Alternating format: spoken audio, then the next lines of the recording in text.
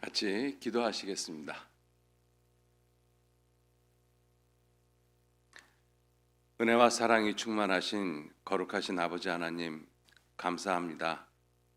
하나님의 귀하신 능력과 은혜와 사랑으로 저희들 구원해 주시고 지금 이 시간까지 주님의 거룩하신 몸된 교회 안에서 우리의 남은 삶 살아갈 수 있도록 지켜주시고 인도해 주신 모든 은혜를 진심으로 감사를 드립니다. 주님께서 우리에게 베풀어 주신 그 은혜와 사랑이 얼마나 큰 것인지 저희들 하루하루 살아가는 삶 속에서 더 깊이 깨달아 알 수 있도록 지혜를 허락해 주시고 또 정직한 모습으로 그 은혜에 보답하는 귀한 삶을 살아가도록 우리 한 사람 한 사람 기억하시고 인도해 주옵소서. 여호와께서 내게 주신 모든 은혜를 무엇으로 보답할까 하는 이 귀한 마음 잊어버리지 않고 살아가는 삶이 되도록 항상 인도하시고 도와주옵소서. 세상은 여러 가지 모습으로 혼란스럽고 어지러워져 가고 있습니다. 이러한 세상에서 구원함을 받은 우리 그리스도인들이 온전히 소금과 빛의 역할을 할 수 있도록 도와주시고 세상 헛된 것들, 의미 없는 것들, 또 지나가는 것들, 죄악된 것들 가운데 우리의 마음과 생각 빼앗기지 아니하도록 더욱 붙잡아 주시고 인도해 주옵소서. 오늘도 귀하게 구원받은 우리 형제 자매님들 한자리에 불러 모으셔서 귀한 은혜의 시간 허락해 주심에 감사드립니다. 이 시간 우리들이 또 마땅히 깨달아야 할 말씀들 저희 마음에 기록해 주시고 그 말씀이 우리의 삶을 변화시키고 생각을 변화시키면서 하나님을 기쁘시게 하는 참되고 귀한 삶을 살아갈 수 있도록 우리 모두 이끌어 주시고 인도해 주옵소서. 부득이하게 함께 하지 못한 분들 계십니다. 어느 곳에 어떠한 모습으로 있든지 더 귀한 모습으로 주님의 은혜를 사모하고 주님과 함께하는 교제를 사모하는 그 마음 잊어버리지 아니하도록 또한 지켜주시고 인도해 주옵소서. 저희들 동계 수련회를 계획하고 있습니다. 이번 동계 수련회를 통해서도 하나님께서 우리 모두에게 귀한 말씀 허락해 주시고 그 말씀을 통해서 2024년을 돌아보고 2025년을 새롭게 계획하는 그러한 귀한 시간 우리 모두에게 되어질 수 있도록 주님께서 함께 하시고 도와주시기를 또한 의지하고 부탁드립니다. 또 우리 경주교회 모든 형제 자매님들 우리 김춘현 목사님과 함께 성령의 하나 되게 하신 것 힘써 지키면서 이 지역에 주님의 복음을 힘있게 증거하실 수 있도록 주님께서 역사하시고 더욱 도와주옵소서. 이 시간도 온전히 주 성령님께만 의지하고 부탁드립니다. 함께 하시고 도와주옵소서. 감사드리면서 우리를 사랑하시고 지켜주시는 예수님 이름으로 기도 올렸습니다. 아멘. 우리 요한복음 찾겠습니다. 요한복음 4장.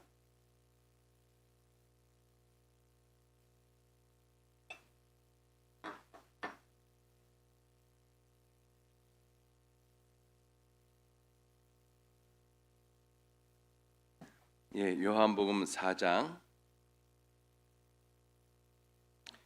23절 24절 요한복음 4장 23절 24절 두 절 말씀만 같이 읽도록 하겠습니다. 아버지께 참으로 예배하는 자들은 신령과 진정으로 예배할 때가 오나니 곧 이때라. 아버지께서는 이렇게 자기에게 예배하는 자들을 찾으시느니라. 하나님은 영이시니 예배하는 자가 신령과 진정으로 예배할지니라. 다시 한번 인사 올리겠습니다. 처음 뵙겠습니다. 반갑습니다. 제가 경주교회는 처음 오는 것 같습니다. 그래서 수양회를 통해서 낯이 익으신 분들도 계시고 저한테는 이 생소하게 처음 뵙는 그런 분들이 많이 계십니다. 자주 찾아뵐 수가 없어서요. 저는 어저께 내려와서 우리 봉사의 형제님들과 잠깐 같이 교제하고 여러분들이 준비해 놓으신 곳에서 편하게 잘 쉬고 오늘 이렇게 여러분들을 만나게 되어졌습니다. 하여튼 또 이렇게 귀한 교회당 이렇게 지으시고 또 이곳에서 또 주님의 복음을 또 힘있게 전하시는 여러분들께 정말 감사의 말씀을 드립니다. 올 한 해 동안도 그리고 구원받고 지금까지 살아오시면서 주님을 위해서 수고하신 그 모든 수고가 주님 앞에서 결코 헛되지 않는다라는 것을 우리가 분명히 알고 있지 않습니까? 그래서 그러한 모든 수고를 하신 모든 분들께 정말 감사의 말씀을 드립니다. 오늘은 그 2024년 마지막 주일이지 않습니까? 내 인생의 마지막을 맞이하면 나는 어떤 말씀을 좀 생각을 해볼까 하는 생각을 해봤습니다. 그리고 그 마지막이 우리에게 주는 의미들이 굉장히 많이 있잖아요. 그럴 때 우리가 성경도 매일매일 보고 또 말씀도 많이 듣고 그러는데 내 인생에서 마지막이라고 한다라면 나는 성경의 어떤 구절을 붙잡을까 하는 그런 생각을 좀 해봤습니다. 뭐 여러 가지 많은 말씀들이 있겠습니다만은 요즘 제가 생각하고 있는 이 말씀 중에 하나가 무엇이냐면 하나님은 과연 어떠한 사람들을 찾고 계실까? 왜냐하면 내가 하나님께 정말 귀하게 쓰임을 받는 그러한 사람이었으면 좋겠다라는 생각 누구나 다 하지 않습니까? 그래서 마지막 순간에 하나님께서 찾으시는 그러한 사람이 되었으면 참 좋겠다 싶은 생각이 연말이 되어지니까 더 많이 하게 되어지더라고요. 그래서 그러한 생각을 하다가 우리 경주교회 형제 자매님들과 이 말씀을 가지고 한번 같이 교제를 했으면 좋겠다 싶어서 본문을 택했습니다. 본문에 하나님께 예배하는 자들은 신령과 진정으로 예배하라고 말씀을 하시고 그리고 그렇게 신령과 진정으로 하나님께 예배하는 자들을 하나님께서 찾으신다라고 말씀을 하셨어요. 오늘 이러한 말씀을 통해서 나는 과연 2024년 한 해 동안 하나님이 찾으시는 그러한 모습으로 내가 삶을 살아왔는지 아니면 사람들이 찾는 그러한 모습으로 내가 세상을 살아왔는지 한번 좀 스스로 좀 생각을 해보시는 그러한 시간들이 되셨으면 좋겠습니다. 그래서 이 하나님께서 이렇게 자기에게 예배하는 자들을 찾으신다 이러한 말씀을 주제로 해서 세 가지 작은 소주제를 좀 생각을 해봤습니다. 첫 번째가 찾으시는 하나님, 그리고 두 번째가 찾으러 오신 하나님, 그리고 찾은 바 된 사람들, 이렇게 찾는다라는 의미를 가지고 세 가지 작은 소주제를 가지고 같이 한번 생각을 한번 해보시죠. 먼저 찾으시는 하나님에 대해서 우리가 좀 생각을 해보면 찾으시는 하나님을 생각하기 전에 하나님은 과연 어떠한 분일까? 우리가 종교 생활을 하면 우리가 구원받기 전에 기독교 종교 생활을 하신 분들도 꽤 많이 계시리라고 생각이 드는데요. 그렇게 기독교 종교 생활을 하면 또 다른 종교에서도 마찬가지죠. 모든 종교는 그 종교에서 믿고자 하는 신이 있지 않습니까? 그 신을 기쁘게 하기 위해서 인간이 많은 노력과 많은 수고를 합니다. 그래서 인간이 그 신에게 드리는 그러한 것이 있어야 된다라고 생각을 하고 신은 그것을 기쁘게 받는다라고 생각을 하죠. 그래서 없는 돈도 만들어서 신에게 갖다 바치고 또 심한 경우에는 자기 자식도 갖다 바치고 옛날 종교들 보면 그런 모습이 있잖아요. 이스라엘 백성들도 어리석게 그러한 행동을 했던 때가 좀 있었습니다. 이렇게 이 세상 사람들이 만들어낸 그런 종교에서는 그 신을 기쁘게 하기 위해서 인간의 어떤 희생을 갖다가 강요를 합니다. 때로는 생명까지도 강요를 하잖아요. 그런데 과연 하나님은 어떠한 분이시겠는가 하는 것이죠. 하나님은 우리에게 무엇을 달라고 요구하시는 분이 아니고 우리에게 모든 것을 주시는 하나님이라고 말씀하십니다. 하나님은 모든 사람에게 만물과 생명과 호흡을 친히 주시는 자이심이라 이렇게 말씀하시거든요. 이 요한복음 4장 표시해 놓으시고요. 사도행전 17장을 잠깐 좀 보시죠.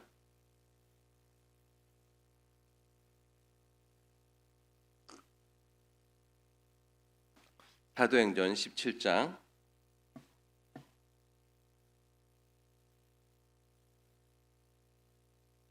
24절 25절 같이 읽겠습니다. 우주와 그 가운데 있는 만유를 지으신 신께서는 천지의 주제시니 손으로 지은 전에 계시지 아니하시고 또 무엇이 부족한 것처럼 사람의 손으로 섬김을 받으시는 것이 아니니 이는 만민에게 생명과 호흡과 만물을 친히 주시는 자이심이라. 이 말씀에서 하나님은 어떠한 분이시라고 단정적으로 말씀하시는가 하면 받으시는 분이 아니라 주시는 분이라고 말씀을 하고 계십니다. 만민에게 만물과 생명과 호흡을 친히 주시는 자이심이라. 그래서 영어권에서는 하나님을 기버라고 이야기합니다. 영어로 기브가 주다라는 의미잖아요. 그래서 주시는 분 이렇게 표현을 하고 있습니다. 하나님은 실제로 우리에게 많은 것을 주십니다. 우리에게 생명을 주셨잖아요. 우리의 인생의 연수 70년, 80년도 하나님이 주셨습니다. 우리가 갖고 있는 육체의 건강도 하나님이 주신 것이고 우리가 가지고 있는 지식도 하나님이 주신 것입니다. 모든 것을 다 하나님이 주신 것이거든요. 하나님이 또 모든 사람에게 공통적으로 주시는 것이 있어요. 햇볕과 비를 하나님은 악인에게나 선인에게나 모두 골고루 주십니다. 마태복음 5장 45절에 그렇게 말씀되어 있지 않습니까? 하나님은 또 위에서 빛을 뿌리시고 기쁨을 뿌리신다라고도 말씀을 하고 계십니다. 하나님이 우리에게 주시는 것들은 정말 많이 있습니다. 또 빌립보서 4장 13절 말씀에도 보면 내게 능력 주시는 자 안에서 내가 모든 것을 할 수 있느니라. 그 능력도 사람이 가지고 있는 능력도 사실은 자기 것이 아니고 온전히 하나님 것입니다. 그러니까 내게 있는 모든 것들은 다 하나님께서 내게 주신 것입니다. 은혜로 주신 것입니다. 그래서 하나님을 은혜의 하나님이라고 이렇게 부르기도 하죠. 자, 그렇게 많은 것들을 하나님은 우리 모든 사람에게 주셨는데 우리는 그것을 전혀 알지 못하고 살아가고 있죠.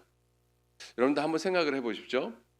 이 이스라엘 백성들이 400년간 애굽에서 종살이를 하고 그리고 모세를 통해서 하나님의 놀라운 능력으로 이스라엘 백성들이 출애굽했습니다. 애굽을 탈출했습니다. 애굽을 탈출해서 홍해를 건너서 이 가나안 젖과 꿀이 흐르는 가나안 땅으로 들어가기 전에 광야 생활을 했잖아요. 광야 생활을 하면서 40년 광야 생활을 하면서 그들이 제일 먼저 이 하나님의 능력과 은혜를 느꼈던 것이 구름 기둥과 불 기둥입니다. 물론 애굽에서 그 10가지 모든 재앙도 하나님의 능력이었지만 특히 홍해를 가르고 그리고 광야 생활을 하면서 그 이스라엘 백성들이 하나님의 능력을 봤던 것이 낮에는 구름 기둥, 밤에는 불 기둥.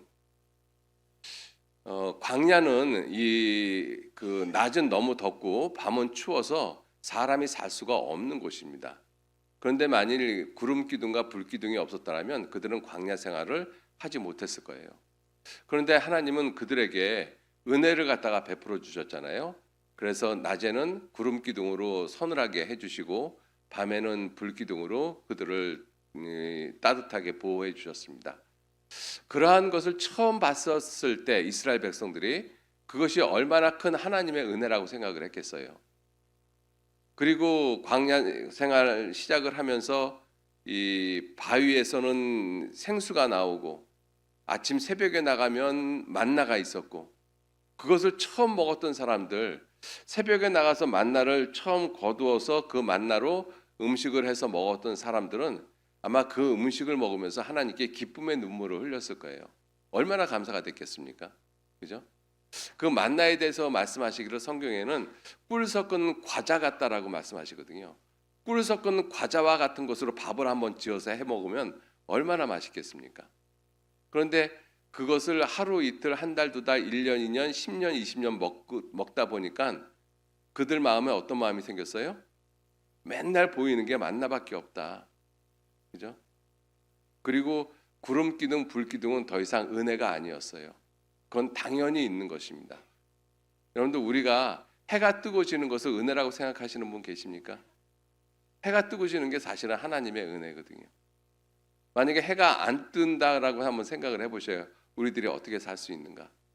근데 우리들은 그거를 은혜라고 생각을 안 하잖아요. 출애굽 2세대들이 그랬습니다. 출애굽 1세대들은 그래도 처음에 광야 생활을 시작하면서 구름 기둥과 불 기둥을 하나님이 내려주신 것을 봤어요. 만나가 없었던 땅에 만나가 있는 모습을 봤습니다. 그래서 그들은 비록 잊고 살아도 마음이 둔해져도 이 모든 것은 생각을 해보면 하나님이 주신 은혜였어라고 생각을 할 수가 있어요. 출애굽 1세대들은 그걸 봤기 때문에. 그런데 출애굽 2세대들은 광야에서 태어난 사람들이잖아요. 태어나서 보니까 구름 기둥, 불 기둥은 늘 있었고 밖에 나가면 만나는 의뢰에 있었던 거예요. 반석에서는 물이 의뢰에 나오는 것이고 그건 당연한 것이었습니다. 그들에게는 그것이 은혜가 하나도 아니에요. 지금 그러한 모습을 우리 여기 계신 어르신들 보시면 어르신들 어렸을 때 젊었을 때 우리나라가 그렇게 썩 잘 살지 못했잖아요. 얼마나 힘들게 살았어요. 지금 계신 어르신들의 수고와 또 이 인내와 이러한 모든 것을 통해서 지금 우리나라가 잘 살게 됐거든요. 그래서 우리 어르신들 나이가 연세가 이제 70, 80, 90 되신 분들은 우리나라가 잘 못 살았던 때를 살았던 분들이시고 그분들의 수고와 헌신을 통해서 우리나라가 이렇게 잘 살게 됐거든요. 근데 잘 살게 된 상태에서 태어난 우리 지금 아이들은 어때요? 태어나 보니까 우리나라가 워낙 잘 사는 거예요. K-팝이니 K-푸드니 뭐 K-문화니 뭐 이러한 것으로 지금 세계가 한국에 대한 어떤 이 바라보는 그 모습이 위상이 달라져 있잖아요. 그러한 상태에서 태어난 아이들은 조금만 불편해도 불편하다라고 이야기를 하죠. 견디질 못하는 것입니다.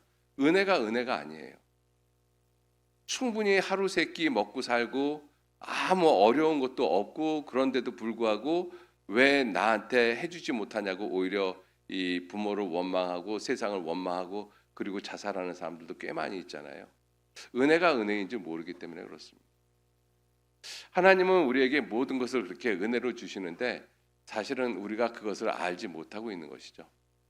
우리가 살고 있는 것, 우리 복음성가 가사에서도 당연한 것이 아니라 무엇이었다라고요? 은혜였어. 그죠? 근데 우리가 은혜가 은혜인 줄 모르고 살아왔잖아요. 근데 그러한 모든 은혜를 주시는 분이 하나님이십니다. 자, 그렇게 하나님이 주시는 은혜 가운데서 가장 놀라운 은혜가 무엇이겠어요? 구원인 것입니다. 하나님이 자기 아들을 주셨잖아요. 하나님이 주시는 것 가운데 놀라운 것이 무엇이냐면 하나님이 자기 아들을 주셨다라는 것입니다. 왜? 우리를 구원하기 위해서, 나 같은 죄인을 구원하기 위해서. 그리고 하나님의 아들 예수님은 기꺼이 이 땅에 오셔서 자기를 십자가에 내어 주셨어요. 그리고 구원을 이루셨습니다. 그리고 부활하신 이후에 그 예수님께서 제일 먼저 하신 말씀이 뭐예요? 너에게 평강이 있을지어다. 평강의 하나님이라고 말씀하시잖아요. 우리 모든 사람들은 구원받기 전에 우리 모든 사람들은 사실은 평강이 없었어요. 늘 마음이 불안하고 염려, 걱정, 근심 이것이 떠나지 않았던 모습이 우리들의 모습인 것입니다. 근데 구원을 받고 예수님께서 우리에게 가장 먼저 하신 말씀이 너에게 평강이 있을지어다. 왜? 심판에 대한 두려움, 지옥에 대한 두려움이 사실은 없어졌잖아요. 예수 그리스도를 믿는 믿음 때문에. 그 놀라운 이 평강과 구원과 영생을 주신 분이 누구시냐면 하나님이십니다. 그래서 하나님은 우리에게 무엇을 받으시는 분이 아니라 그 모든 것을 우리에게 주시는 분, 심지어 자기 아들까지 주시는 분, 그분이 하나님이신 거죠. 자, 그 하나님께서 찾으시는 것이 있습니다. 우리도 어떤 물건을 이렇게 소중하게 여기다가 그 물건이 없어지면 그거 뭐 없어졌지 하고 그냥 안 찾는 분들은 거의 없을 거예요. 소중한 물건일수록 찾습니다. 하나님도 찾으시는 분이시거든요. 무엇을 찾으실까? 무엇을 찾으시는가 하면 찾으시는 모습이 크게 여러 가지가 있겠지만 오늘은 두 가지만 말씀을 드릴게요. 첫 번째가 무엇을 찾으시는가 하면 하나님의 잃어버린 영광을 찾으십니다. 그리고 두 번째는 잃어버린 사람을 찾으셔요. 어떤 의미에서는 같은 의미지만 제가 질문을 드릴게요. 대답하라고 드리는 질문이 아니라 생각해 보시라고 드리는 질문입니다. 생각해 한번 해보셔요. 하나님이 사람을 왜 만드셨을까요? 어떤 분한테 물어보니까 심심해서요 그러는데 심심해서 만들 일은 없잖아요. 하나님이 사람을 왜 만드셨겠어요?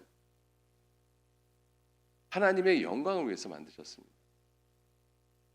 이사야 43장 7절 말씀에 내가 내 영광을 위하여 창조한 자를 오게 하라. 그들을 내가 지었고 만들었느니라. 그래서 사람을 하나님이 어떻게 만드셨는가 하면 자기 형상, 자기 모양을 따라 사람을 창조하셨다고 말씀하십니다.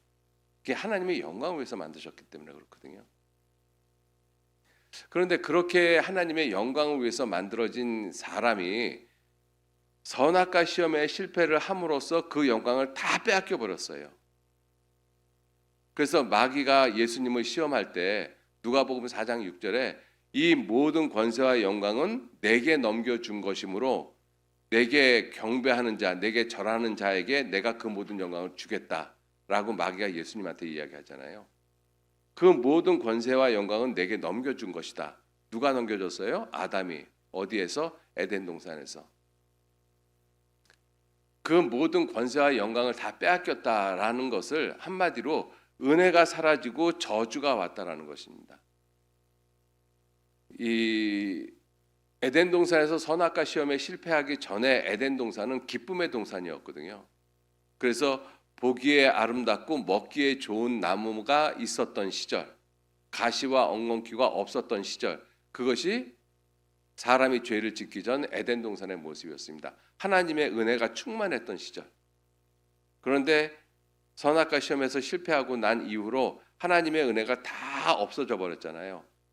그것을 가리켜서 하나님이 창세기 3장 17절 말씀에 내가 내 아내의 말을 듣고 내가 너더러 먹지 말라 한 나무의 실과를 먹었으니 땅은 너로 인하여 저주를 받았다.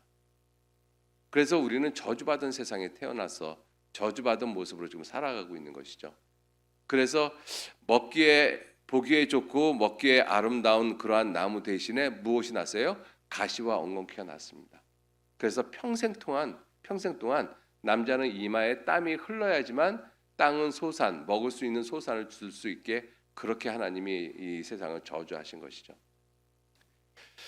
자, 그러한 그 영광을 사람의 잘못으로 인해서 빼앗긴 영광을 하나님은 빼앗긴 채로 두지 않습니다. 그것을 반드시 찾으셔요. 그래서 하나님은 찾으시는 하나님이십니다. 그래서 이사야 42장 8절 말씀에 나는 내 영광을 내 찬송을 결코 우상에게 주지 아니하겠다. 나는 내 잃어버린 영광을 반드시 찾으시겠다. 이사야 48장 11절은 그렇게 말씀하시잖아요. 그 빼앗긴 영광을 도로 찾으러 오신 분이 하나님의 아들 예수님이십니다. 그래서 하나님이 찾으시는 것 중에 가장 놀라운 것이, 가장 대표적인 것이 무엇이냐면 하나님의 영광을 찾으시는 거예요. 이 영광은 어떻게 잃어버렸느냐? 하나님이 잃어버린 것이 아니라 하나님의 영광을 위해서 지음을 받은 사람이 잃어버린 거예요. 그 사람으로 인해서 잃어버린 하나님의 영광을 사람이 찾는 것이 아니라 하나님이 찾으십니다. 어떻게 찾으셨는가 하면 자기 아들의 죽음을 통해서 그 영광을 찾으신 거예요. 자, 그리고 또 하나님은 어떤 것을 찾으시는가 하면 잃어버린 자를 찾으러 오십니다. 잃어버린 자. 누가복음 15장을 한번 보시죠.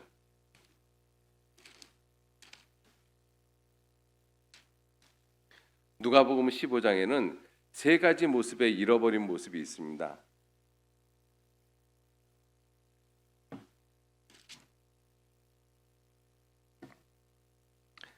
몇 구절만 제가 읽겠습니다. 누가복음 15장 3절 말씀. 예수께서 저희에게 이 비유로 이르시되 너희 중에 어느 사람이 양 100마리가 있는데 그 중에 하나를 잃으면 99마리를 들에 두고 그 잃은 것을 찾도록 찾아다니지 아니하겠느냐. 그 잃은 것을 찾도록 찾아다니지 아니하겠느냐. 찾을 때까지 찾는다라고 말씀을 하신 것이죠. 8절 말씀. 어느 여자가 10드라크마가 있는데 그 하나를 잃으면 등불을 켜고 집을 쓸며 찾도록 부지런히 찾지 아니하겠느냐. 그리고 11절 이하에 그 돌아온 탕자에 대한 내용이 있습니다. 그 잃어버린 이 돌아온 탕자가 아버지께로 돌아왔을 때 아버지께서 이렇게 말씀을 하시죠. 23절 말씀, 23절, 24절 말씀 같이 읽겠습니다. 그리고 살찐 송아지를 끌어다가 잡으라. 우리가 먹고 즐기자. 이 내 아들은 죽었다가 다시 살아났으며 내가 잃었다가 다시 얻었노라 하니 저희가 즐거워하더라. 예, 이러한 말씀을 보면 하나님은 잃어버린 사람을 찾으러 오셨습니다. 근데 그 잃어버린 사람을 어떻게 찾는가 하면 대충 찾는 것이 아니라 찾을 때까지 찾도록 찾지 아니하겠느냐. 우리 어렸을 때 우리 소풍 가서 보물찾기 하신 기억 나시죠? 이 경주 지역에는 보물이 많아요, 그죠? 그래서 함부로 땅을 파기도 참 어렵고, 근데 보물찾기 할 때 보면은요, 보물찾기를 잘하는 학생들이 있어요. 근데 저 같은 사람은 보물찾기를 하면서 한 번도 찾아본 적이 없습니다. 왜 그런가 하면 보물을 그렇게 찾도록 안 찾고 다녔거든요. 그냥 다니면서 발로 툭툭 차고 있으면 죽고 없으면 안 죽고 이런 식으로 하니까 보물을 못 찾잖아요. 근데 어떤 사람들은 악착같이 찾는 사람들이 있거든요. 그 사람들이 찾아요. 그죠? 하나님도 잃어버린 자를 찾는데 대충 찾는 것이 아니라 찾도록 찾아다니십니다. 찾을 때까지. 그죠? 그래서 예수님이 이 세상에 오신 이유, 예수님이 이 세상에 오신 목적, 그것을 가장 분명하게 말씀하고 있는 것이 누가복음 19장입니다. 19장 잠깐 좀 보시죠.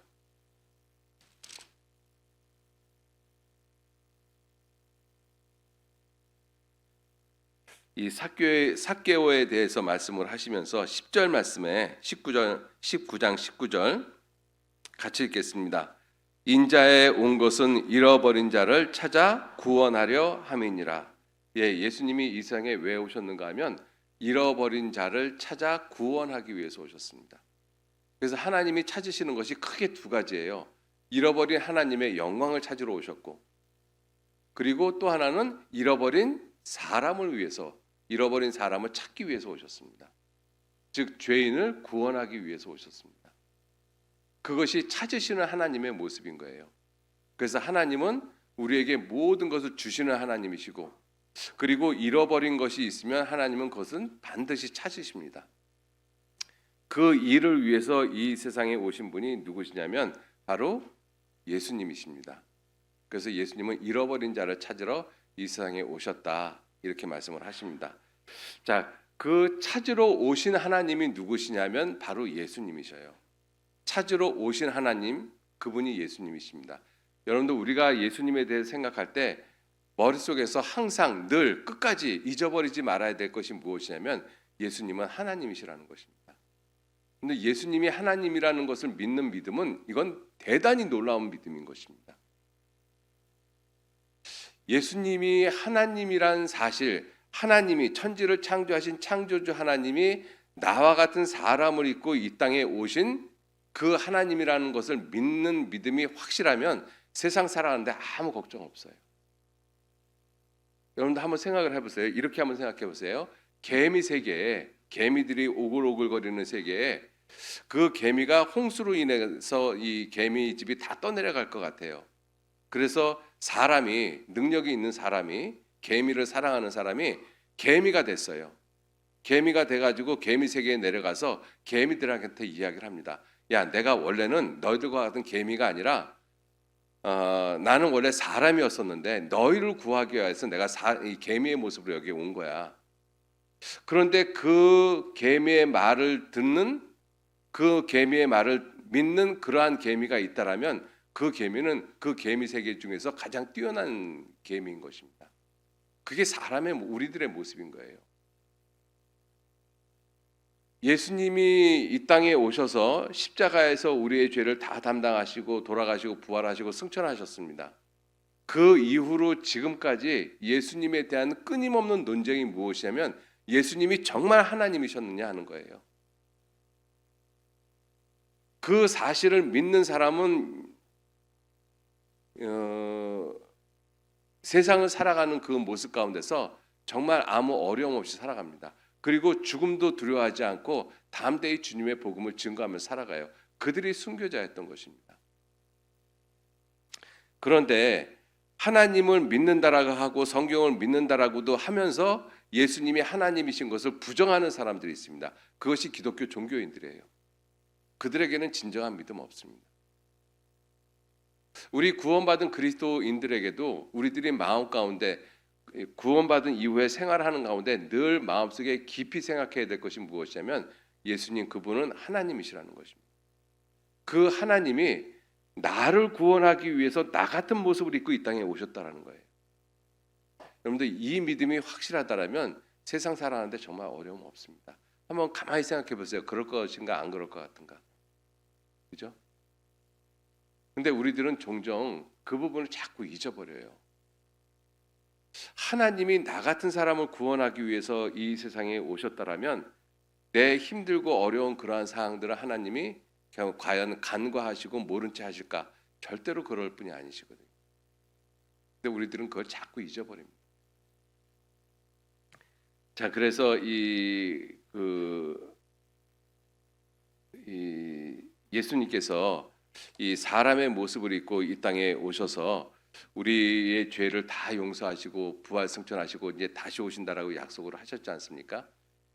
그 예수님을 믿는 그 믿음을 가진 사람들을 가리켜서 성경은 뭐라고 말씀하시는가 하면 하나님께 예배하는 자들이라고 말씀을 하고 계셔요. 그래서 오늘 읽은 본문 요한복음 4장 23절 말씀에 하나님께 예배하는 자들을 하나님은 이렇게 찾으신다라고 말씀하셨잖아요. 하나님께 예배하는 자들, 신령과 진정으로 예배하는 자들, 다시 말해서 하나님의 아들을 믿는 믿음을 가진 사람들, 하나님의 영광을 회복한 사람들, 그 죄를 완전히 용서받은 사람들, 그 사람들이 진정으로 하나님께 예배를 드릴 수가 있습니다. 여러분들 이 말씀 가운데서 하나님께서는 이렇게 자기에게 예배하는 자들을 찾으신다라고 말씀하셨잖아요. 거기서 한번 잠깐 생각을 한번 해보시죠. 하나님은 어떠한 일을 하실 때 방법을 찾으시는 것이 아니라 사람을 찾으셔요. 근데 우리 사람들은 어떠한 일을 할 때 사람을 찾는 것이 아니라 방법을 먼저 찾거든요. 예를 들어서 산을 옮겨야 돼요. 요즘 세상에선 산을 옮겨서 정말 어떤 일을 하는 경우들이 많이 있잖아요. 우리나라 그 인천공항 영종도가 산을 2개를 갖다가 바다로 옮겨서 이 영종도 공항을 만든 것입니다. 물론 섬도 영종도라는 섬도 있긴 했었지만, 자, 그와 같이 산을 바다로 옮겨야 할 경우 우리 사람들은 어떻게 해요? 산을 바다로 어떻게 옮길 것인가 수없이 많은 방법을 갖다가 생각을 합니다. 그렇지 않겠어요? 그죠? 우리들도 어떠한 문제, 내가 해결할 수 없는 문제가 내 앞에 딱 닥치면은 제일 먼저 하는 것이 뭐예요? 야, 이걸 어떻게 해결하지? 그리고 나름대로 내 머리를 써서 방법을 막 연구를 합니다. 근데 한편 생각을 해보면 그렇게 방법을 찾는 이유가 무엇이냐면 내게 능력이 없기 때문에 그래요. 예를 들어서 내가 산을 옮길 만한 능력이 있다라면 그 산을 옮기는데 방법을 찾겠어요? 찾을 필요가 없죠. 내가 능력이 있으면 들어다가 그냥 바다에 놔버리면 되는데요. 근데 그러한 능력이 없으니까 산을 옮기는데 이 방법 저 방법을 갖다가 연구를 하는 거잖아요. 하나님이 방법을 찾지 않는 이유가 그런 것이거든요. 하나님은 모든 것에 전지전능하신 분이십니다.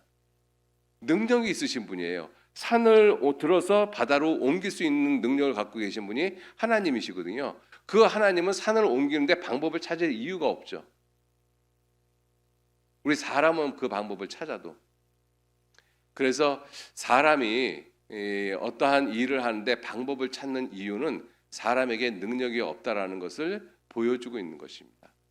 하나님은 사람에게 어떤 일을 하실 때 방법을 찾는 것이 아니라 하나님은 그 하나님의 뜻대로 하나님의 능력대로 움직일 수 있는 사람을 찾습니다. 사람.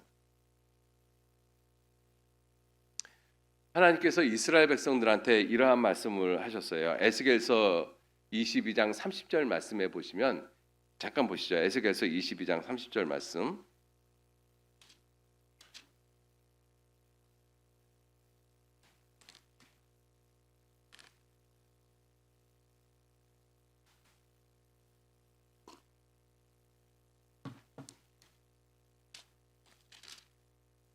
에스겔서 22장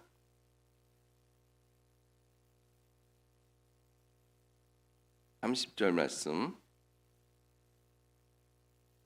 제가 읽겠습니다. 이 땅을 위하여 성을 쌓으며 성 무너진 데를 막아 서서 나로 멸하지 못하게 할 사람을 내가 그 가운데서 찾다가 얻지 못한 고로 내가 내 분으로 그 위에 쏟으며 내 진노의 불로 멸하여 그 행위대로 그 머리에 보응하였느니라. 나 주 여호와의 말이니라. 이스라엘 백성들이 멸망을 당했잖아요. 그 귀한 하나님의 도성 예루살렘이 멸망을 하고, 근데 그것이 왜 그렇게 멸망이 되어졌느냐, 이것을 지금 설명을 하고 있는 것이거든요.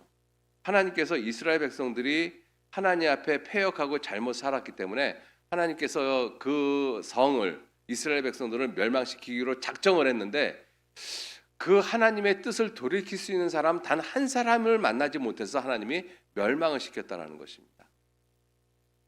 그렇게 하나님은 한 사람을 찾으셔요. 예레미야 5장 1절 말씀에도 하나님께서 말씀하시기를 너희는 이 넓은 예루살렘 거리를 빨리 달리며 왕래하며 찾아보라고 말씀하셔요. 이 성을 사할 수 있는 사람 단 한 사람이라도 찾으면 내가 이 성을 갖다가 용서하겠다. 근데 그 한 사람을 못 찾아서 멸망을 당했어요. 여러분들, 소돔과 고모라 성을 하나님이 멸망시키기로 작정했을 때 아브라함은 하나님 앞에 딱 막아섰습니다. 하나님, 공의를 행하시는 그 하나님이 의인과 함께 악인과 함께 의인을 갖다가 같이 멸하시면 그게 됩니까? 공의를 행하시는 그 심판자께서 공의대로 행하셔야 할 것이 아닙니까? 그 성에 의인이 50명 있으면 어떡할 것 같습니까? 그래도 멸망하실 것 같습니까? 하나님 앞에 가라와 맞고 그것을 이야기를 했던 사람이 아브라함인 거예요. 그리고 하나님하고 계속 협상을 하죠. 5명이 부족하면, 10명이 부족하면 거기서 또 10명. 그래서 마지막 10명이 있어도 하나님 멸망하시겠습니까? 네가 10명을 찾으면 내가 멸망시키지 않겠다. 그렇게 소돔과 고모라 성을 멸망시키기로 작정한 하나님 앞에서 그 성을 살리기 위해서 아브라함 한 사람은 하나님 앞에 막아섰잖아요. 비록 10명이 없어서 그 성은 멸망을 했지만, 이러한 모습이 무엇을 가리키고 있는가 하면 하나님이 찾으시는 하나님은 사람을 찾고 계신다는 것을 우리가 알 수가 있어요. 방법을 찾는 것이 아니라 하나님은 사람을 찾고 계십니다. 지금 세상에서도 마찬가지거든요. 지금 이 세상이 우리나라뿐만 아니라 전 세계가 이상한 모습으로 지금 흘러가고 있지 않습니까? 이게 정상적인 모습이 아닌 거예요. 그런데 이러한 세상을 하나님이 멸망시키기로 작정을 하셨습니다.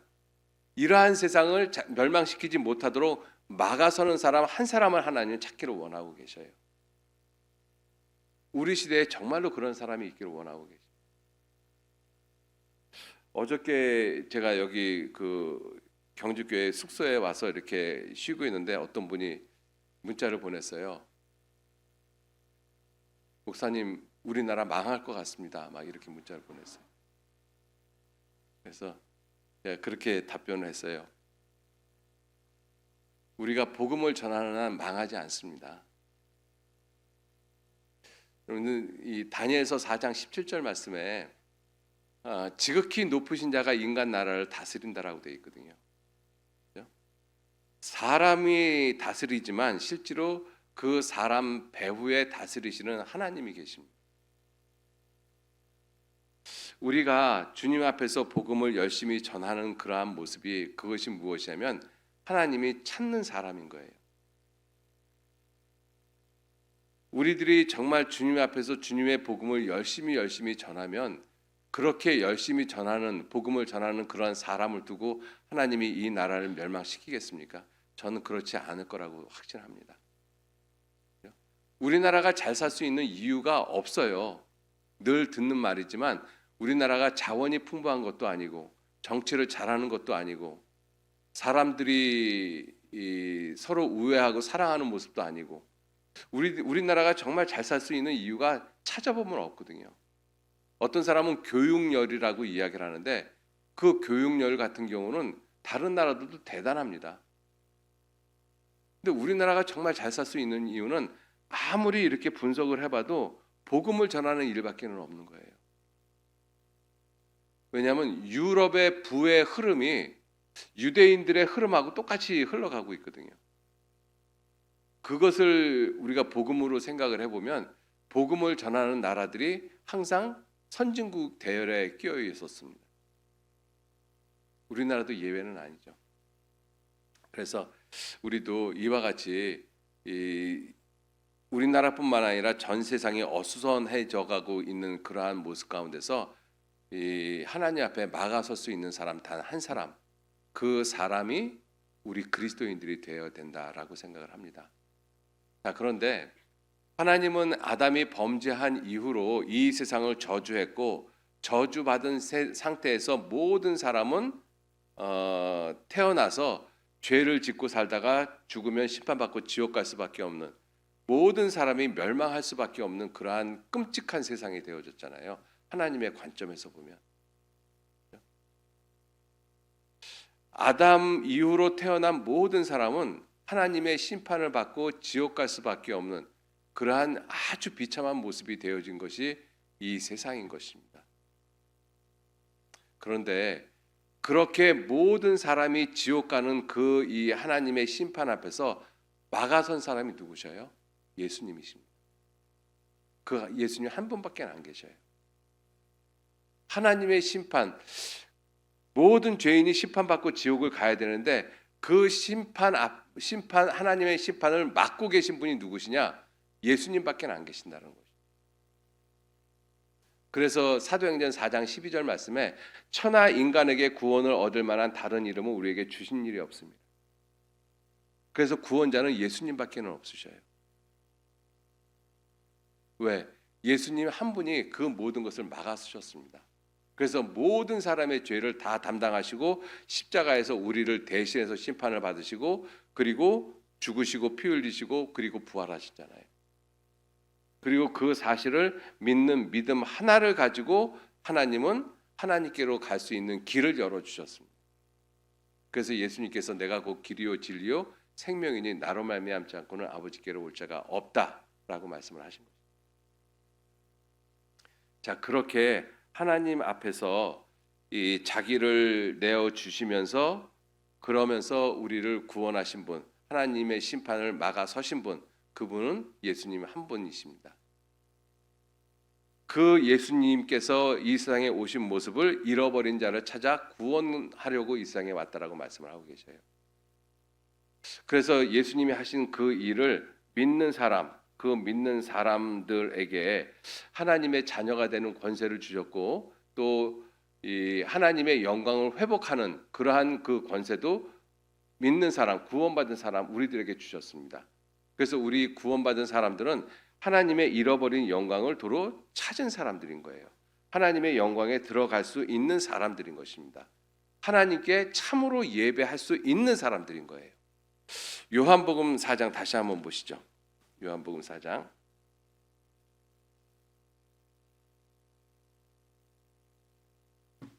요한복음 4장.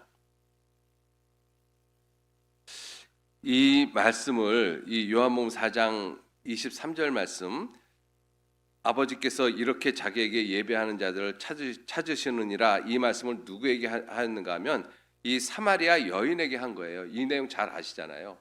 이 수가 우물가에 앉았다가 예수님께서 이 사마리아 여인과 대화를 하면서 나에게 물 좀 달라, 그런데 사마리아 여인은 퉁명스럽게 거절했잖아요.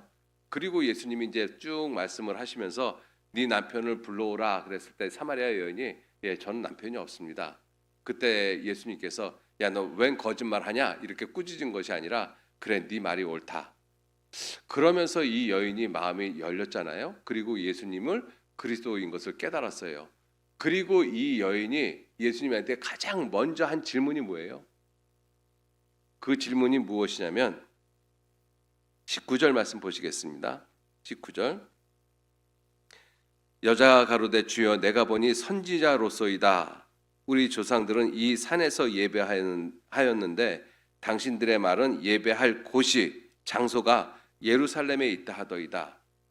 이 여인이 예수님한테 제일 먼저 궁금했던 것이 무엇이냐면 하나님께 정말 예배를 드리고 싶습니다. 제가 비록 행실은 이렇게 살아도 정말 내 마음 중심은 하나님께 정말 예배를 드리고 싶습니다. 그런데 어디 가서 예배를 드려야 돼요?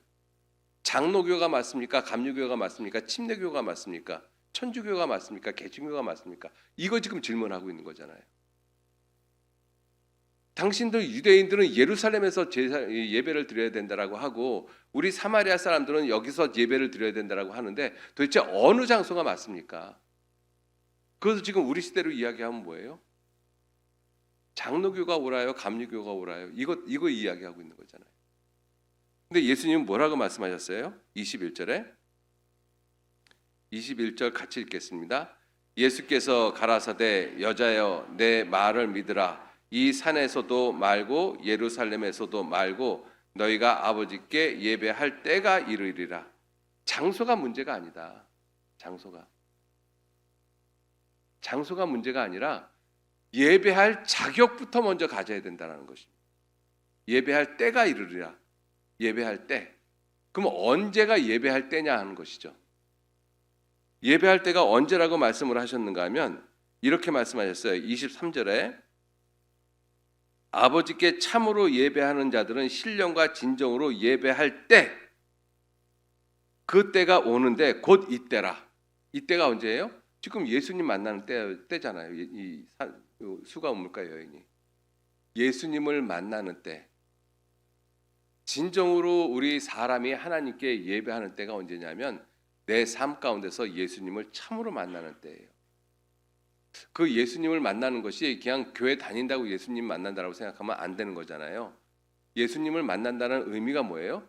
예수님을 참으로 내 영혼의 구주로, 예수님을 내 영혼을 구원하시는 하나님으로 믿는 것, 그것이 이 예수님을 만나는 때인 것입니다. 성경에서 가장 중요한 분이 누구시냐면 하나님 그리고 예수님이셔요. 그죠? 그 예수님은 하나님이 사람이 돼서 이 땅에 오신 분이잖아요.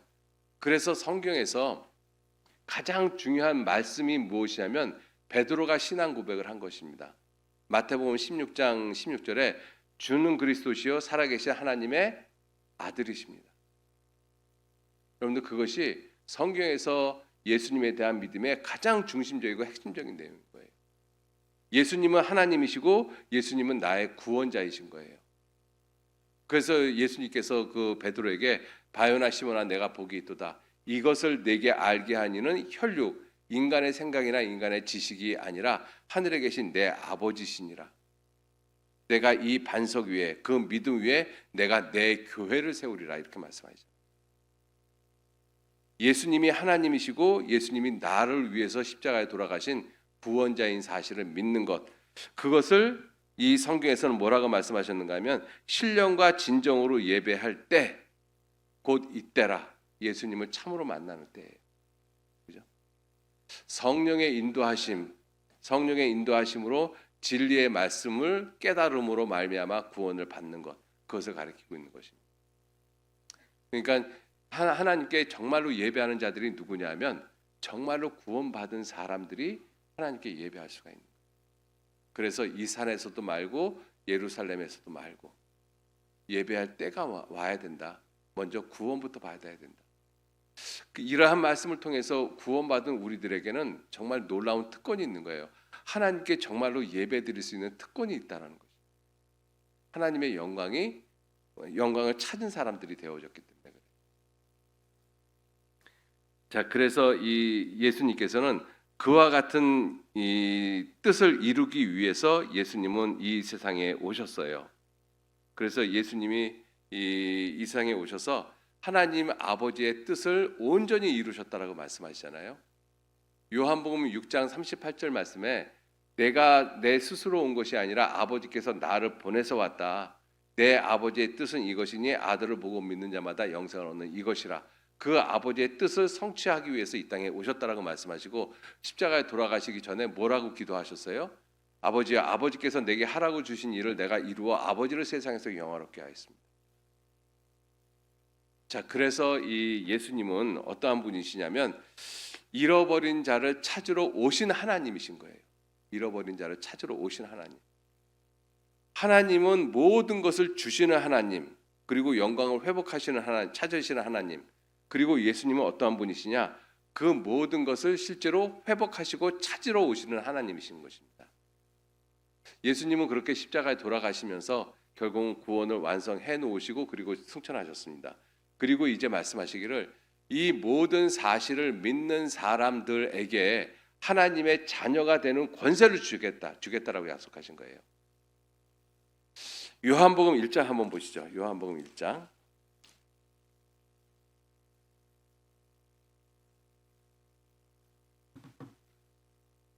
요한복음 1장 10절 말씀부터 제가 9절 말씀부터 제가 읽겠습니다. 9절. 참빛, 예수님을 가리키죠. 곧 세상에 와서 각 사람에게 비추는 빛이 있었나니 그가 예수님이죠. 세상에 계셨으며 세상은 그로 말미암아 지은 바 되었으되 세상이 그를 예수님을 알지 못하였고 11절 12절 같이 읽겠습니다. 자기 땅에 오매 자기 백성이 영접지 아니하였으나 영접하는 자 곧 그 이름을 믿는 자들에게는 하나님의 자녀가 되는 권세를 주셨으니. 예, 영접한다라는 것은 그냥 예수님 이름을 부른다고 영접하는 것이 아니잖아요. 예수님이 정말 나를 위해서 하신 일이 무엇인지를 알고 깨닫고 믿고 그리고 성령의 인치심으로 말미암아 구원을 받은 그리스도인을 가리키고 있습니다. 자기 땅에 오매 자기 백성이 영접하지 않았습니다. 우리도 구원받기 전에 예수님 영접하지 않았잖아요. 예수님에 대해서 믿지 않았습니다. 자, 그런데 영접하는 자, 그 사람들이 어떤 사람들이냐면 곧 그 이름, 예수 그리스도의 이름을 믿는 자들. 예수님을 믿는 자들이라는 뜻이 무슨 뜻이에요? 예수님이 하신 일을 믿는 사람들. 예수님이 하신 일을 그것을 자기 것으로 받아들이는 사람들. 예수님이 십자가에 죽으신 것을 예수님이 내 죄를 십자가에서 지시고 그리고 나를 대신해서 심판하시고 피 흘리고 돌아가셨다. 그리고 부활하셨다. 그 사실을 믿는 사람들을 가리키고 있는 거잖아요.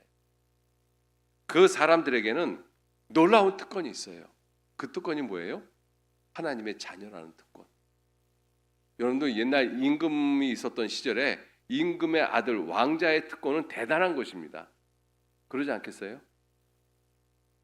그런데 그 임금의 아들이라는 특권은 대단한 것으로 생각을 하는데 하나님의 아들이라는 특권에 대해서 우리 구원받은 사람들조차도 그렇게 크게 생각을 못하고 있어요. 여러분들 내가 하나님의 아들이라는 그 특권을 가지고 있다는 걸 정말 자랑스럽게 생각하십니까? 이게 대단한 특권이거든요. 그 특권이 어느 정도 놀라운 특권이에요? 지옥에 다시는 안 가는 특권인 것이지 않습니까?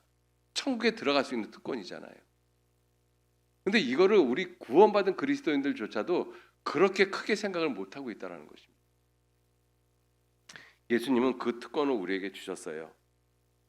자, 그래서 그와 같은 특권을 가진 사람들, 그 사람들을 가리켜서 하나님께 신령과 진정으로 예배하는 자들, 하나님이 찾으시는 사람, 찾은 사람이라고 이야기를 하고 있는 것입니다.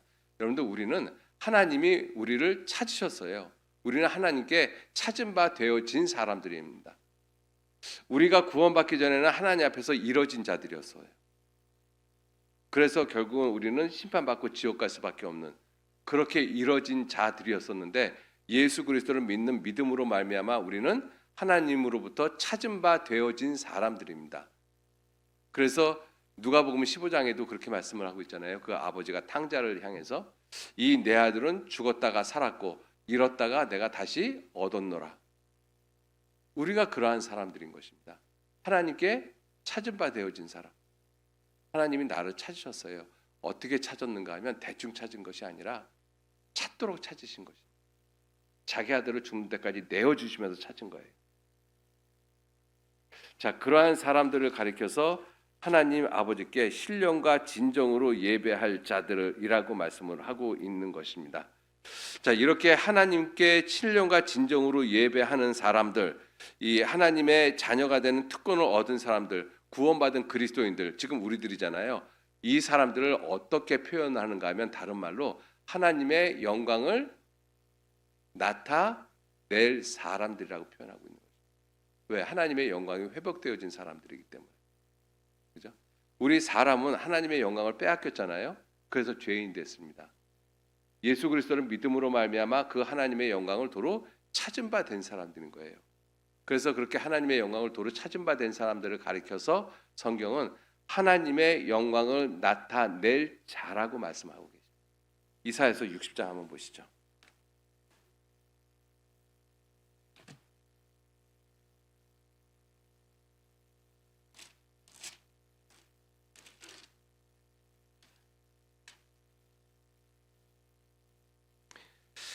이사야 60장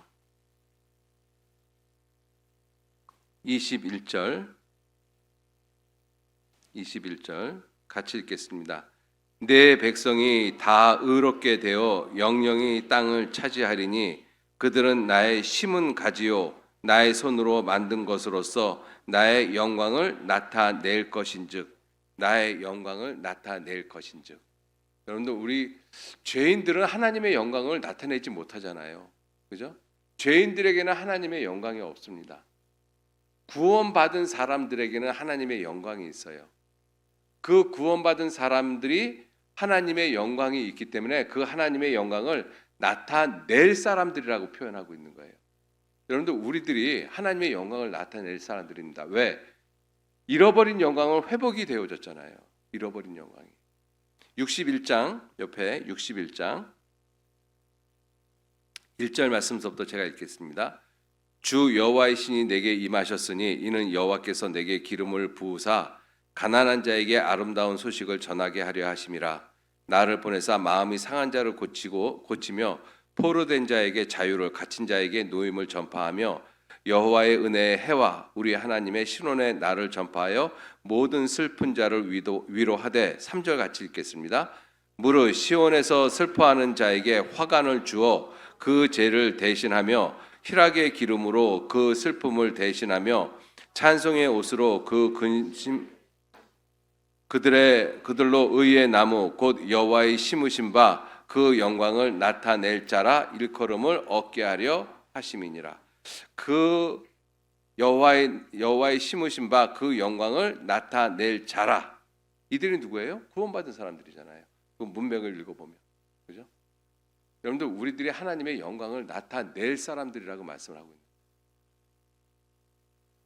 그 모든 영광이 회복되어졌기 때문에 그렇습니다. 그래서 하나님의 영광의 나라에 들어가기로 이미 작정이 되어진 사람들이잖아요. 근데 우리 구원받은 그리스도인들이 이러한 부분에 대해서 분명하게 생각을 가지고 계셔야 돼요. 나는 여호와 보시기에 존귀한 자라. 하나님의 자녀가 되는 권세를 가졌다. 하나님의 영광을 나타낼 사람들이다. 이러한 이 말씀을 그냥 흘려들을 것이 아니라, 아, 정말 내가 그러한 사람이구나. 하나님은 나를 정말 그렇게 보시거든요. 내가 하나님이 보시는 대로 내가 나를 생각을 하면 내가 세상 죄하고 이길 수 있습니다. 세상 것들에게 내 유혹받지 않을 수 있어요. 여러분들, 세상은 머지않아 불타 없어질 것이라고 말씀하고 계시잖아요. 성경에서 세상을 장망성이라고 이야기를 합니다. 장차 망할 성이라고 말씀하고 있잖아요. 그죠? 그 장차 망할 성에서 돈을 아무리 쌓아놓고 있는들, 아무리 많은 부동산을 갖고 있는데 그게 무슨 의미가 있겠느냐고요. 그런데 내가 하나님의 영광을 나타낼 자라고 생각을 못하면 세상에서 많은 것을 갖고 있는 모습을 그리스도인이 부러워할 수 있어요. 나는 왜 저렇게 못 살지? 그리고 세상 것 많이 갖고 있는 사람 앞에서 기가 죽어서 제대로 복음도 못 전하고. 구원받은 그리스도인들도 얼마든지 그럴 수 있습니다. 여러분들 이게 정말로 중요한 거예요. 하나님이 나를 어떻게 보고 계시는가? 우리가 하나님이 나를 보고 계시는 것처럼 내가 나를 볼 수 있어야 돼요. 여호와 보시기에 존귀한 사람들, 하나님의 영광을 나타낼 사람들이거든요. 하나님의 자녀라는 특권을 가지고 있는 사람들. 자, 그러한 모습에서 하나님은 또 이렇게 말씀을 하셔요. 하나님의 영광을 나타낼 사람일 뿐만 아니라 어떻게 또 말씀을 하시는가 하면 시편 145편 한번 보시죠. 시편 145편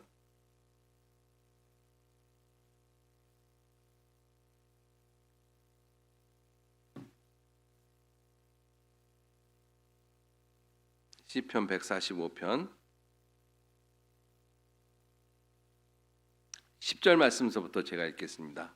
10절 여호와여 주의 지으신 모든 것이 주께 감사하며 주의 성도가 주를 송축하리이다. 저희가 주의 성도죠.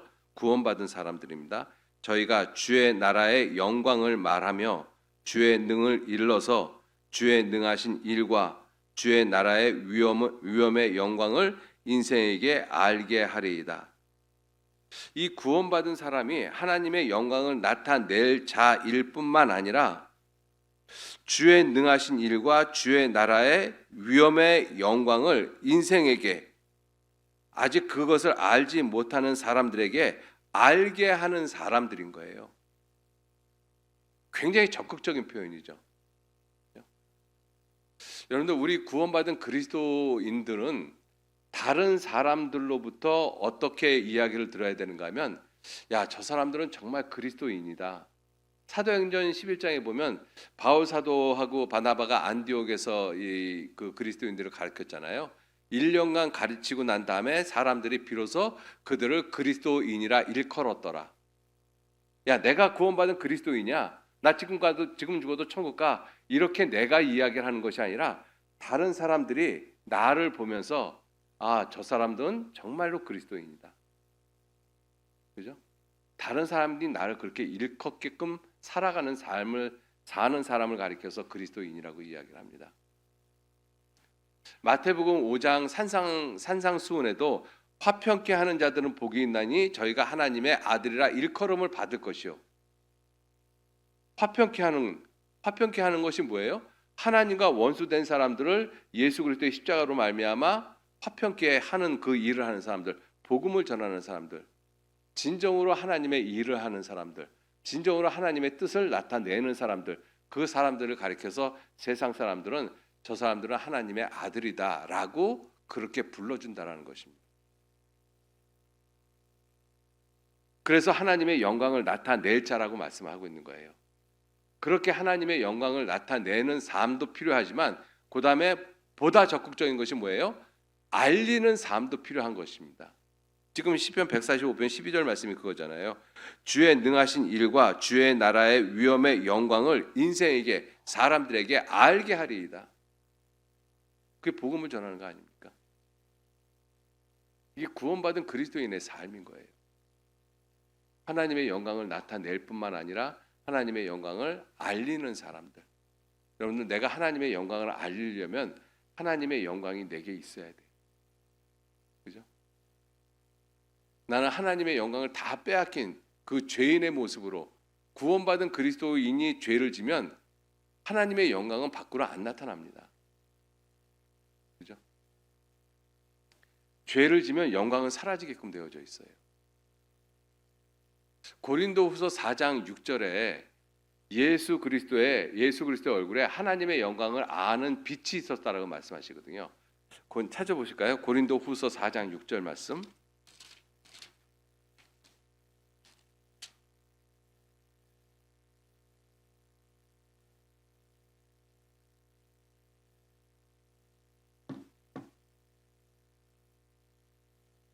고린도후서 4장 6절 말씀.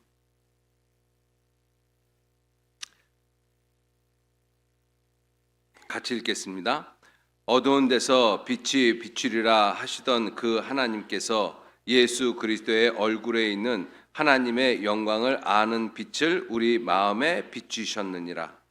예. 예수 그리스도의 얼굴에 있는 하나님의 영광. 예수님의 얼굴에는 하나님의 영광이 있어요. 영광이 있으니까 그 빛을 우리에게 비추신 거잖아요. 영광이 없는데 어떻게 비추겠어요? 우리의 삶 가운데서도 하나님의 영광을 비추려면 내게 영광의 모습이 있어야 돼요.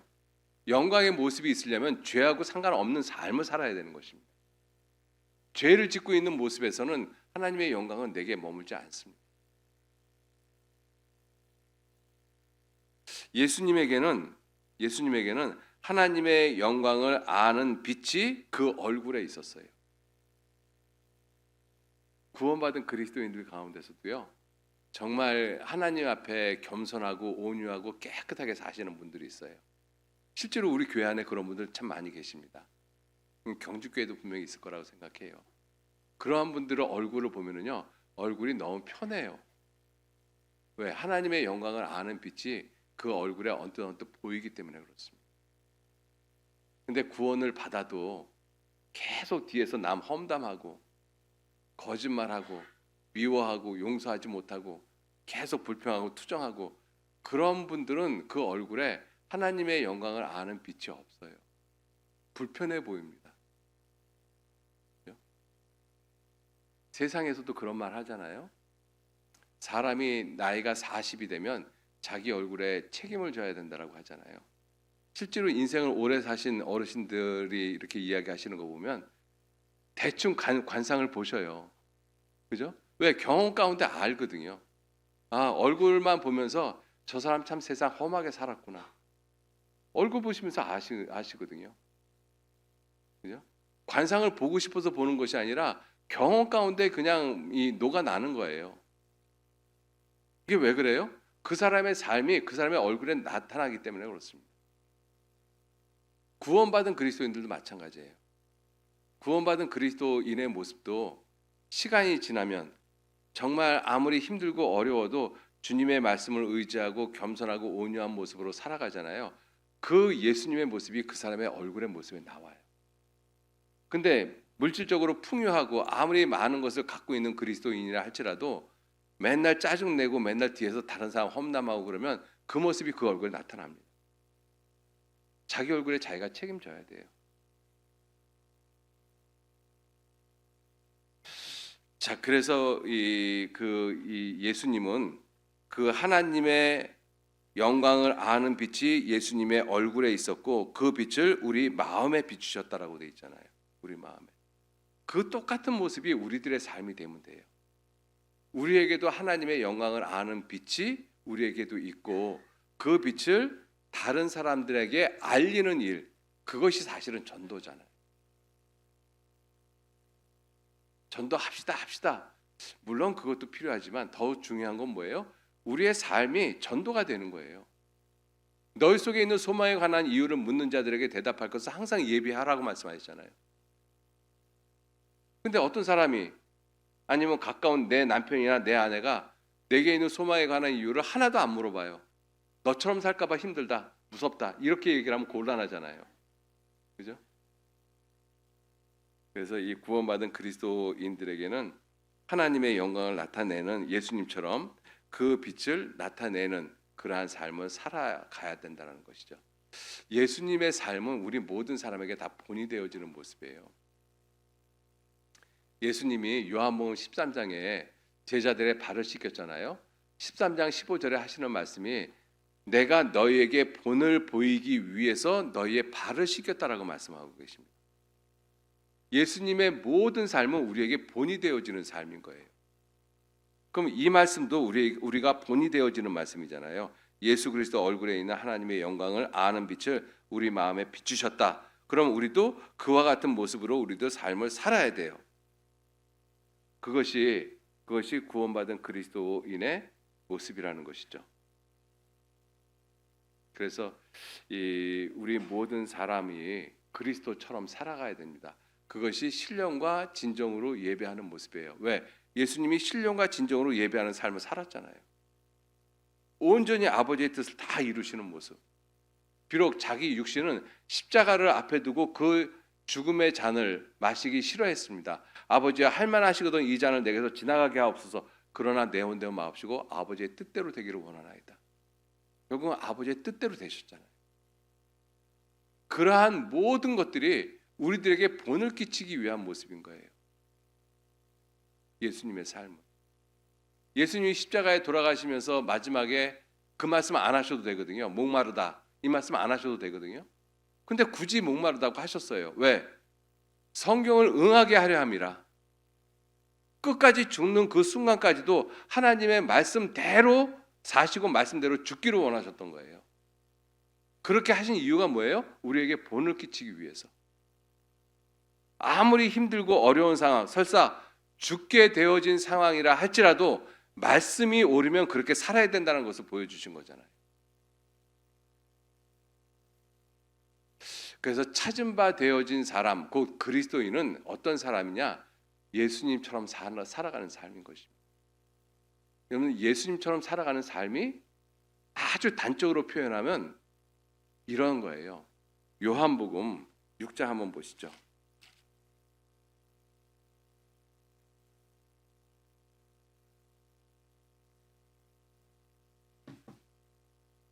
요한복음 6장 57절 말씀. 요한복음 6장 57절 같이 읽겠습니다. 살아계신 아버지께서 나를 보내심에 내가 아버지로 인하여 사는 것 같이 나를 먹는 그 사람도 나로 인하여 살리라. 예수님은 이 세상에 사는 삶의 목적, 삶의 이유가 무엇이냐? 아버지 때문이다라고 말씀하신 거예요. 나를 보내신 아버지로 인해서 내가 사는 것 같이. 그죠? 이것이 예수님의 삶이었어요. 예수님의 삶의 목적, 삶의 이유, 모든 것이 아버지 때문이었어요. 아버지 때문에. 그럼 우리도 이 말씀 놓고 한번 내 자신 한번 돌아보시죠. 나는 정말 예수님 때문에 사셔요. 나를 먹는 그 사람도 나로 인하여 살리라. 이렇게 말씀하셨잖아요. 나를 먹는다는 뜻이 뭐예요? 나를 믿는 사람들. 나를 믿는, 예수님을 믿는 사람들이 누구예요? 저와 여러분들이잖아요. 저와 여러분들 한번 정말 생각 한번 해보시죠. 정말 예수님 때문에 사셔요? 아니면 내 자식 때문에 사셔요? 아니면 죽지 못해서 사셔요? 그리스도인들 가운데서도 죽지 못해서 산다고 하는 분도 꽤 계셔요. 세상이 지금 힘들어지니까. 그죠? 마지못해서 사는 거예요. 그러니까 그런 분들은 어떤 생각이 드는가 하면 빨리 주님 오셨으면 좋겠다. 그게 주님이 보고 싶어서 빨리 오셨으면 좋겠다는 뜻이 아니잖아요. 세상 살기가 힘드니까 빨리 왔으면 좋겠다. 죽지는 못하겠고 빨리 와서 세상이 끝났으면 좋겠다. 이런 생각이잖아요. 그러한 생각을 가지고 있는 사람이 복음 전하겠습니까? 안 전해요. 내 삶도 지금 힘들어서 버거워서 쩔쩔매는데 그러한 사람이 어떻게 복음을 전하겠어요? 나를 먹는 그 사람도 나로 인하여 살리라. 구원받은 그리스도인의 삶의 목적, 삶의 이유, 예수님 때문입니다. 정말 그러신지 안 그러신지 한번 생각해 보셔야 돼요. 아니, 적어도 2024년 정말 이 한 해는 내가 정말 예수님 때문에 살아왔을까? 그죠? 내 삶의 목적이, 삶의 이유가 예수님 때문이었을까? 아니면 삶의 목적, 삶의 이유 이런 거 아무것도 생각 안 하고 지금까지 그냥 살아오신 분들도 계실 거예요. 그리스도인은 어떤 사람이에요? 하나님께 신령과 진정으로 예배하는 사람들입니다. 그죠? 하나님께 대충 예배하는 것이 아니라 신령과 진정으로 예배하는 사람들. 성령의 인도하심을 따라 말씀대로 살아가는 사람들. 거짓 없이. 그래야지만 하나님의 영광을 나타내는 삶을 살잖아요. 그러한 모습으로 산 모습이 바로 예수님의 모습이고, 그래서 신령과 진정으로 예배하는 사람들, 아주 쉽게 표현하면 예수님처럼 사는 사람들인 거예요. 예수님처럼 사는 사람. 예수님처럼 사는 삶은 뭐라고 말씀하신 거예요? 아버지 때문에 사는 삶. 예수 그리스도 때문에 사는 삶. 그것이 그리스도인입니다. 예수님처럼 살려면 첫 번째 필요한 것이 뭐예요? 예수님의 마음을 가져야 돼요. 빌립보서 2장 5절 말씀에 너희 안에 이 마음을 품으라 곧 그리스도 예수의 마음이니 그는 근본 하나님의 본체시나 하나님과 동등됨을 취할 것으로 여기지 아니하시고 오히려 자기를 비워 종의 형체를 가져 사람과 같이 되셨어요. 그리고 십자가에서 죽기까지 복종하셨어요. 그것이 예수님의 마음. 하나님이신데 하나님과 동등됨을 취할 것으로 여기지 않고 나와 같은 죄인의 모습으로 이 땅에 오신 분. 그 마음 가지고 사셔야 됩니다. 그죠? 우리 사람들은 저를 포함해서 우리 모든 사람들은 하나님 앞에 마음이 굉장히 높아져 있어요. 그래서 남한테 무시받으면 조금도 견디기가 어렵잖아요. 자, 그리고 어떤 사람들이냐면 예수의 흔적을 남기는 사람들입니다. 갈라디아서 6장 17절 말씀에 바울 사도가 그렇게 말씀하셨잖아요. 이후로는 누구든지 나를 괴롭게 말라. 내가 내 몸에 예수의 무엇을 가졌노라? 흔적을 가졌노라. 여러분들의 삶에, 저와 여러분들의 삶에 예수님의 흔적이 얼마나 있습니까? 예수님의 흔적이 뭐예요? 고난의 흔적이거든요. 십자가의 흔적인 것입니다. 내 삶 가운데 십자가의 흔적이 얼마큼 있어요? 마태복음 16장 24절에 예수님이 말씀하시기를 너희 중에 아무든지 나를 따라오려거든 자기를 부인하고 자기 십자가를 지고 날마다 나를 좇을 것이니라. 날마다 내 십자가를 지고 예수님 쫓아가야 되거든요. 내가 부인되어지지 않으면 내 십자가 내가 못 집니다. 왜 내가 그 십자가를 내가 왜 지냐고. 여러분들 우리 삶 가운데서는 때로는 내 아내가 때로는 내 남편이 십자가가 될 수 있어요. 내 부모가 십자가가 될 수가 있고 내 자식도 십자가가 될 수도 있고 때로는 내 자신이 십자가가 될 수도 있고 근데 그 십자가를 내가 지려면 내 자신이 부인되어지지 않으면 그 십자가 못 집니다. 내 자신이 부인되어지지 않으면 내가 그 십자가 왜 지냐고 그러거든요. 근데 주님은 말씀하시기를 자기를 부인하고 자기 십자가를 지고 나를 좇으라고 말씀하셨어요. 그것이 예수 그리스도의 흔적인 것입니다. 그러한 그 예수 그리스도의 흔적이 내 삶 가운데 얼마나 있으십니까? 2024년 한 해 동안 나는 그 그리스도의 흔적을 얼마나 남겼을까 한번 좀 생각 한번 해보죠. 또 어떤 사람이냐면 그 삶 가운데 예수 그리스도를 깊이 생각하는 사람인 것입니다. 히브리서 3장 1절 말씀에 그러므로 형제들아 우리의 믿는 도리의 사도이시며 대제사장이신 예수를 깊이 생각하라. 깊이 생각하라. 다른 번역에 보면 예수님에게 맞춰진 초점을 흔들리지 말게 하라 이렇게 말씀하십니다. 우리 어렸을 때 이 돋보기를 대고 이 먹지 태웠던 경험이 있으시잖아요. 그죠? 돋보기를 대면 초점이 쫙 맞춰지잖아요. 맞춰지자마자 종이가 탑니까? 아니거든요. 맞춰진 상태에서 그 초점을 움직이지 않으면 그러면 먹지가 까맣게 타요. 불이 붙습니다. 근데 초점이 맺혀졌는데 자꾸 왔다 갔다 하면은 안 타요. 그죠? 우리 구원받은 그리스도인들이 설교 말씀을 듣거나 하나님의 말씀을 읽거나 묵상할 때는 예수님에게 대해서 초점이 맞춰져요. 그런데 설교가 끝나고 말씀 읽는 시간이 끝나고 묵상하는 시간이 끝나고 세상을 보면 세상에 초점이 맞춰지거든요.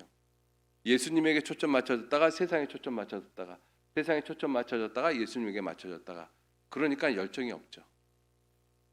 그래서 미지근한 신앙이 되어집니다. 그 미지근한 신앙의 대표가 요한계시록 3장 14절 이후에 나오는 라오디게아 교회예요. 너희가 차지도 않고 더웁지도 아니하니 내 입에서 너희를 토하여 내치리라. 왜 그래요? 열정이 없어요. 왜 열정이 없어요? 초점이 여기저기 맞춰져 있는 거예요. 그죠?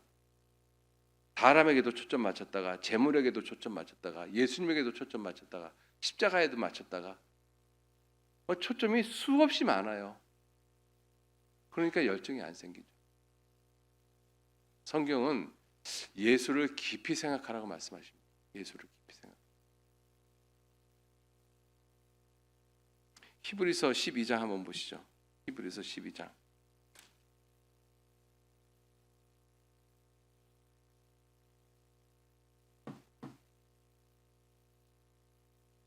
히브리서 12장 1절 2절 말씀, 1절 2절 말씀, 3절 말씀까지 같이 읽겠습니다.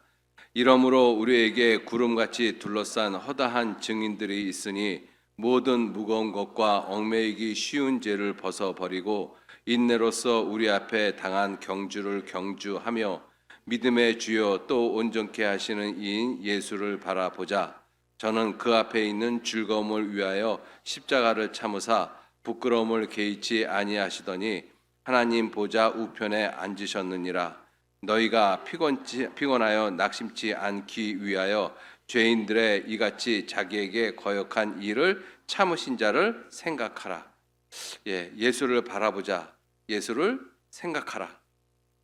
예수를 깊이 생각하라. 성경은 계속 그렇게 말씀하고 계십니다. 그죠? 그러한 모습이 있을 때 우리는 예수님처럼 삶을 살 수가 있습니다. 자, 그리고 또 하나는 뭐냐면 예수님의 형상으로 만족하는 삶. 우리가 언젠가는 반드시 예수님 만납니다. 그죠? 예수님, 내가 살아있을 때 예수님 먼저 오시면 우리가 예수님 만나는 거고, 만약에 내가 죽는다라면 우리는 죽어서 죽음을 건너가서 예수님을 만나요. 그 예수님을 만났을 때 내 모습이 어떠한 모습이겠느냐 하는 거예요. 내 모습이. 시편 17편 15절 말씀에 내가 의로운 중에 주의 얼굴을 보리니 깰 때에 주의 형상으로 만족하리이다. 여러분들 지금 내 모습은 이도 빠지고 머리도 빠지고 많은 것이 빠졌잖아요. 그죠? 그런데 이 모습으로 우리가 주님 만나는 것이 아니라 다른 모습으로 만납니다. 그죠? 우리의 시민권은 하늘에 있는지라 거기로서 구원하는 자 주 예수 그리스도를 기다리노니 그가 우리의 낮은 몸을, 죄성이 있는 몸이니까 낮은 몸이잖아요. 낮은 몸을 자기 영광의 몸의 형체와 같이 변케 하시리라. 다른 모습으로 변하게 되어집니다. 그런데 영광의 모습이 달라요. 해와 달의 영광이 다르고 별과 별들의 영광이 다르다라고 되어 있습니다. 예수님을 만났을 때 내 변화되어진 그 모습은 오로지 내 책임인 거예요. 여러분들 지금 내가 키도 작고 얼굴도 못생기고 뭐 머리도 빠지고 뭐 여러 가지 모습으로 좀 잘못되어 있을 수도 있잖아요. 그것은 내 잘못이 아닐 수도 있어요. 그죠? 그건 하나님이 그렇게 해놓으신 걸 어떻게 하겠습니까? 그런데 주님을 만났을 때 내 모습은 오로지 누구 탓이냐면 내 잘못이거든요. 내가 어떻게 살았느냐에 따라서 내가 더 영광스러운 모습으로 또 덜 영광스러운 모습으로 분명히 바뀌어집니다. 그죠? 우리는 깰 때 주의 형상으로 만족하는 사람이 돼야 돼요. 정말 예수님의 모습으로. 자, 그리고 하나만 더 말씀을 드리면 예수님께 배우는 사람들입니다. 예수님께 배우는 사람.